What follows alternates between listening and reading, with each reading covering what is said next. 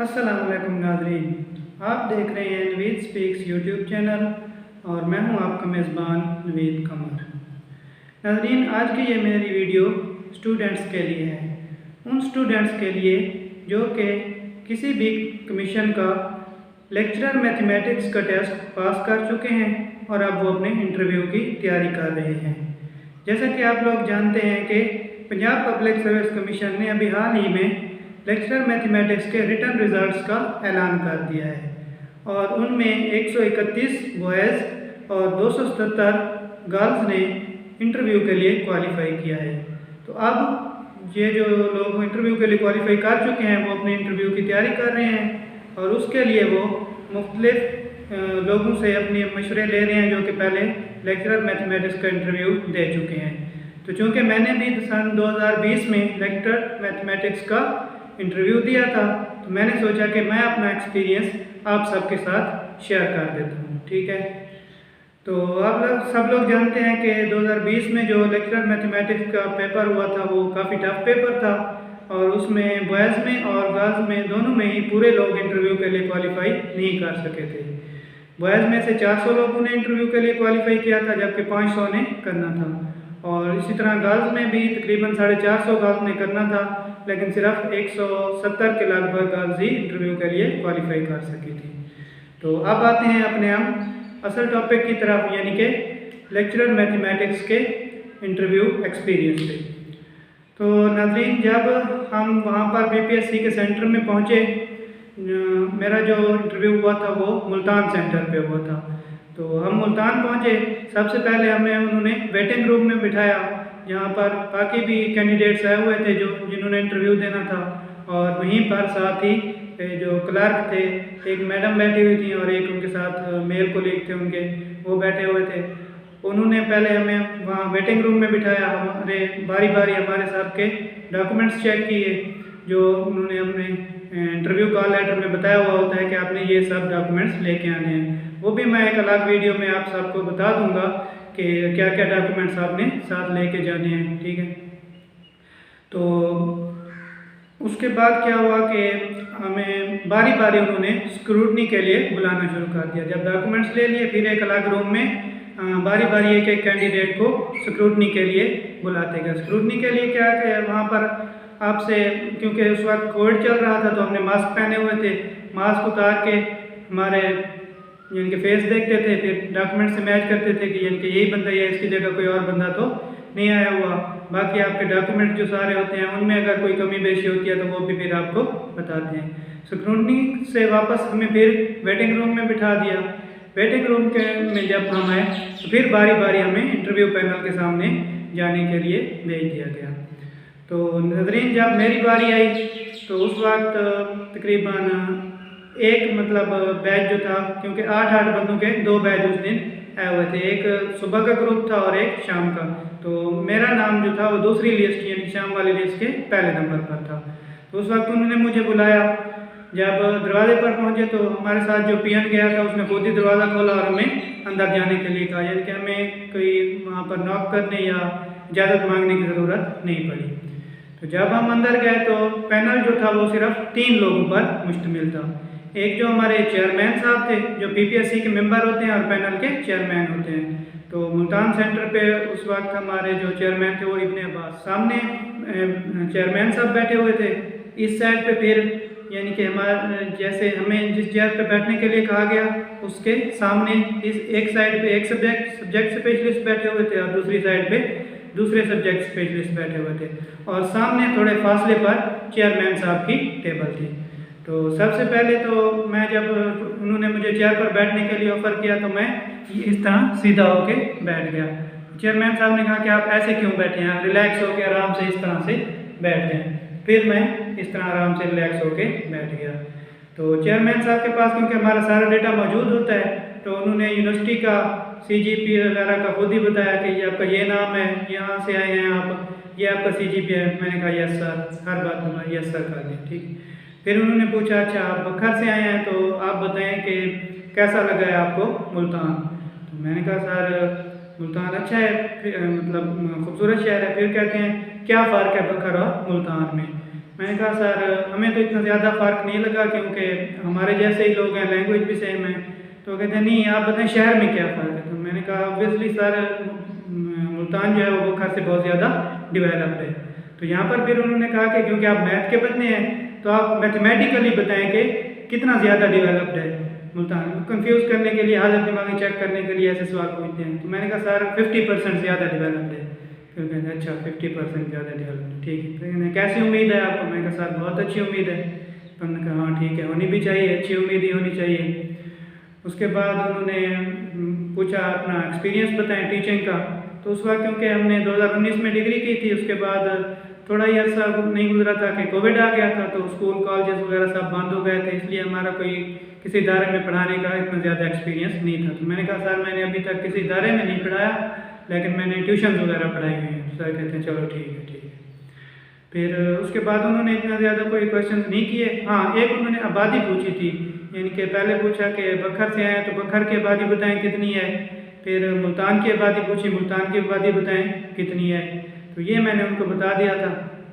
उसके बाद उन्होंने सब्जेक्ट स्पेशलिस्ट की तरफ भेज दिया। तो सबसे पहले जो मेरे राइट साइड पे सर बैठे हुए थे सब्जेक्ट स्पेशलिस्ट, उन्होंने क्वेश्चंस करना शुरू किए। तो उन्होंने पहला क्वेश्चन मुझसे किया ग्रीन फंक्शन का, कि ग्रीन फंक्शन का नाम आपने सुना हुआ है। मैंने कहा यस सर सुना हुआ है, इंटीग्रल इक्वेशन में हम इसको यूज़ करते हैं। तो फिर उन्होंने कहा अच्छा आप ये बताएं कि जो हमारे पास बाउंड्री वैल्यू प्रॉब्लम होता है, इसको हम इंटीग्रल इक्वेशन में कन्वर्ट कर सकते हैं। अगर कर सकते हैं तो कौन सी इंटीग्रल इक्वेशन में इसको कन्वर्ट कर सकते हैं। तो ये तो हमें पता था कि हम कन्वर्ट कर सकते हैं, लेकिन उस वक्त मेरे जहन में नहीं आ रहा था कि इसको हम कौन सी इंटीग्रल इक्वेशन में कन्वर्ट कर सकते हैं। वोल्टेरा में कर सकते हैं या फ्रेडहोम इंटीग्रल इक्वेशन में कन्वर्ट कर सकते हैं। तो मैंने गलत जवाब देने के बजाय मैंने उन सर को इस पर सॉरी कर दिया था। मैंने कहा गलत जवाब देने का फ़ायदा नहीं है, इस पर सॉरी बोल दे। तो मैंने सॉरी बोल दिया। फिर सर ने एक और क्वेश्चन भी इंटीग्रल इक्वेशन से किया है, कोई थोड़ा सा मुश्किल क्वेश्चन था वो भी मेरे जहन में उस वक्त नहीं आया, तो उस पर भी मैंने सॉरी बोल दिया। तो सर ने कहा अच्छा फिर आप बताएं आप किस चीज़ की तैयारी करके आए हुए, मतलब आपका फेवरेट सब्जेक्ट कौन सा है, हम उसी से आपसे क्वेश्चन पूछते हैं। तो उस वक्त क्योंकि हमारी जो स्पेशलाइजेशन थी, यानी कि 7वें 8वें सेमेस्टर में हमने स्पेशल जो सब्जेक्ट पढ़े हुए थे वो प्योर मैथमेटिक्स के थे, अलजबरा वगैरह के। अलजबरा था, उसमें रिंग थ्योरी थी हमारे पास, इस तरह से तो ग्रुप थ्योरी थी। तो मैंने कहा सर मेरी जो स्पेशलाइजेशन है वो एडवांस अलजबरा और ग्रुप थ्योरी में है। तो सर ने पहले ही क्वेश्चन इजी सा पूछा लैग्रांज थ्योरम का। लैग्रांज थ्योरम बताएं क्या होता है। तो सबको ही पता है कि तकरीबन हर इंटरव्यू में ये पूछा जाता है, तो वो मैंने उनको बता दिया। उसके बाद उन्होंने कहा कि जो ये ग्रुप होता है हमारे पास 1 -1 आयोटा और -1 यानी कि 4th रूट्स ऑफ यूनिटी जो हमारे पास होते हैं। तो ये उन्होंने मुझे पेज दिया, पेज पे उन्होंने कहा ये ग्रुप लिखें आप। मैंने ये ग्रुप लिखा। फिर उन्होंने कहा इसके सब ग्रुप लिख के दिखाएं। तो इसके सब ग्रुप जो बनते हैं वो मैंने उनको लिख के दिखा दिए। फिर उन्होंने पेज लिया और पेज लेके रख दिया देख के। उसके बाद सर ने पूछा कि एफएससी से उन्होंने क्वेश्चन पूछे, नहीं एफएससी पर जाने से पहले उन्होंने रिंग के बारे में पूछा कि रिंग जो हमारे पास होता है इसमें हमारे पास दो ऑपरेशन होते हैं, मल्टीप्लिकेशन और एडिशन। तो ये किस तरह से डिफाइंड होते हैं। तो वो मैंने उनको बता दिया कि सर ये अबिलियन ग्रुप होता है with respect to addition and semi group with respect to multiplication, और लेफ्ट और राइट डिस्ट्रीब्यूटिव लॉज इस पे होल्ड करते हैं। तो सर ने कहा ठीक है। फिर उन्होंने इसी तरह रिंग और फील्ड का डिफरेंस पूछा, वो भी मैंने उनको बता दिया, आसान से थे, सबको भी आते होंगे। उसके बाद सर ने मुझसे एफएससी का क्वेश्चन पूछा प्रिंसिपल साइन फंक्शन। सर ने कहा प्रिंसिपल साइन फंक्शन का नाम सुना हुआ है, जानते हैं इसके बारे में? कहा यस सर। उनके बाद इसकी डोमेन बताएं और इसकी रेंज बताएं। तो वो भी मुझे याद थी, मैंने फ़ौरन बता दी। उसके बाद सर ने टेन फंक्शन का यानी कि 10x जो होता है इसका सर ने पीरियड पूछा था मुझसे। तो मैंने पहले कहा सर n पर इसका पीरियड होता है। फिर सर ने कहा ये भी ठीक है। फिर मैंने कहा सर ऑब्वियसली जो इसका पीरियड असल में हम काउंट करते हैं वो पाई होता है, लेकिन n पाई के बाद भी इसकी वैल्यू रिपीट होती रहती है। सर ने कहा ठीक है, दोनों बातें ठीक हैं। उसके बाद सर ने एक और क्वेश्चन अलजेब्रा से पूछा सेट ऑफ रियल नंबर्स के बारे में कि सेट ऑफ रियल नंबर जो है ये एडिशन में हमारे पास ग्रुप है या नहीं है। तो मैंने कहा यस सर ये ग्रुप है। सर ने कहा ठीक है। फिर सर ने यही तक क्वेश्चन किए। उसके बाद सर ने मुझे दूसरे सब्जेक्ट स्पेशलिस्ट जो थे उनके पास रेफर कर दिया। इस साइड पे जो सब्जेक्ट स्पेशलिस्ट बैठे हुए थे उन्होंने मुझसे जो पहला क्वेश्चन पूछा वो उन्होंने पूछा प्लेन कर्व और स्पेस कर्व में क्या फ़र्क होता है, तो वो मैंने उनको बता दिया। उसके बाद सर ने पार्शियल डेरिवेटिव और जो हमारे पास होता है टोटल डेरिवेटिव, इन दोनों में सर ने डिफरेंस पूछा, तो मैंने ये भी बता दिया। आसान से ये क्वेश्चन तो। उसके बाद सर ने मुझसे पूछा, एक सर ने वो बताया था, एक इंटीग्रल बताया था, यानी कि जब हमारे पास दो इंडिपेंडेंट वेरिएबल्स का फंक्शन होता है और हम उनके पार्शियल डेरिवेटिव ले लेते हैं और उनके पार्शियल डेरिवेटिव को ऐड करते हैं, फिर 1 उनमें ऐड करते हैं और टोटल सारे काम स्क्वायर रूट ले लेते हैं, तो इस इंटीग्रल को हम क्या नाम देते हैं। तो उस वक्त क्योंकि सर ने जल्दी में पूछा तो मुझे इतनी ज़्यादा समझ नहीं, मैंने कहा सर समझ नहीं आ रही। सर ने पूछा आप बताए ना क्या इसको बोलते हैं, ये क्या कौन सा इंटीग्रल होता है, एरिया होता है, वॉल्यूम होता है, क्या होता है। तो मैंने कहा सर क्योंकि इसमें दो इंडिपेंडेंट वेरिएबल है, सर ये वॉल्यूम इंटीग्रल बनेगा। तो मैंने वहाँ वॉल्यूम बोल दिया था, लेकिन असल में ये जो पार्टिकुलर इंटीग्रल होता है ये सरफेस इंटीग्रल होता है। तो ये मेरी वहाँ पर एक मिस्टेक हो गई थी। इसके अलावा बाकी इंटरव्यू मेरा मतलब अच्छा गुजर गया था। ये बस यही क्वेश्चन सब दोनों सब्जेक्ट स्पेशलिस्ट ने किए थे। इसके बाद चेयरमैन साहब ने और कोई क्वेश्चन उस वक्त। और ये भी होता है कि किसी कैंडिडेट से जनरल नॉलेज कम पूछते हैं, जैसे मुझसे जनरल नॉलेज उन्होंने इतना ज़्यादा नहीं पूछा था। और आप सब ने भी ये करना है कि जनरल नॉलेज की भी और करंट अफेयर खास तौर पे उन सब की भरपूर तैयारी करके जानी है।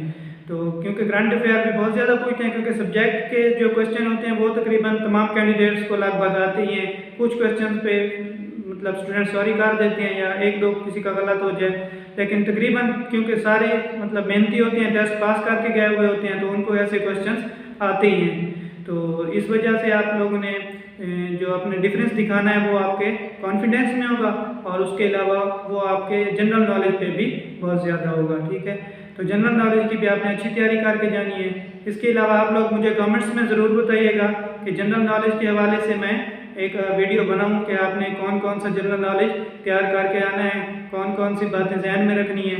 इसके अलावा ड्रेसिंग के बारे में भी और इसके अलावा डॉक्यूमेंट्स के बारे में, ये सब चीज़ें भी मैं आपको एक अलग वीडियो में बता दूंगा। अगर आप लोग चाहते हैं तो मुझे कमेंट्स में ज़रूर बताइएगा। ठीक है, बाकी बेस्ट ऑफ लक।